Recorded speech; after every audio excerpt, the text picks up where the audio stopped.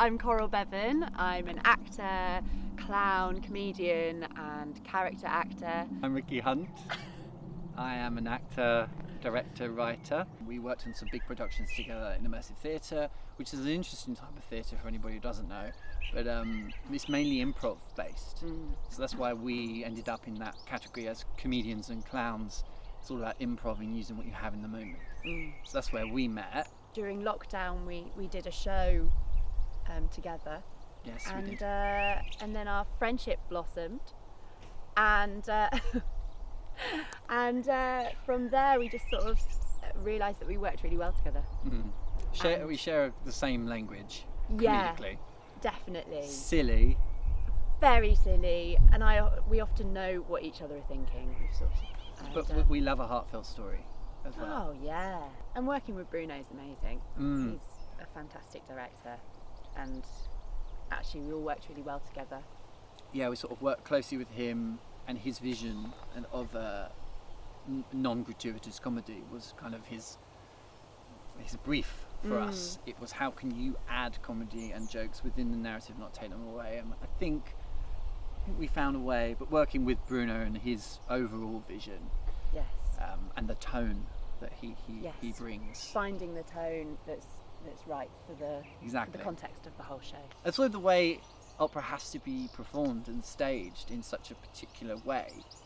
It has to be played out. It has to be, sort of directed that way, which definitely complements itself to clowning, because clowning, everything is opposed to us doing this. It is about that acknowledgement and this, which I feel I see in opera as well. They sort of correlate in that way. So it's quite a natural relationship.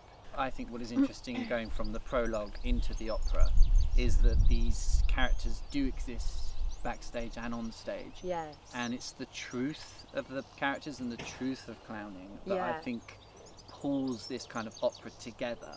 It is such a strange mashup, but it's that backstage, on stage, and the truth of clowning. And I think what Bruno Ravella does in the piece, that he really utilises that in truth within clowning, and the opportunity a clown has to remove the mask and sort of show a truth and bare all, and it feels like they're used in a beautiful way. So Buffon in its purest form is sort of the grotesque and the ugly side of often, not always, but often the grotesque and ugly side of society, and it's sort of put right there in front of an audience. That's not necessarily what you're going to see, because there's so many other types of things that come under that huge umbrella of clown. And there's a lot of elements at play. Yeah, there's the innocence, the childlike innocence is a big part of clowning, and finding the game and the innocence. I love how Carmine, the choreographer, he did so much research into kind of the old style of clowning, and all of the beautiful head positions and The turned-in feet. Yeah. And he's just really sort of refines the physicality. Yeah. with the buffy. Yeah, and the costume, even just the costume and the makeup, and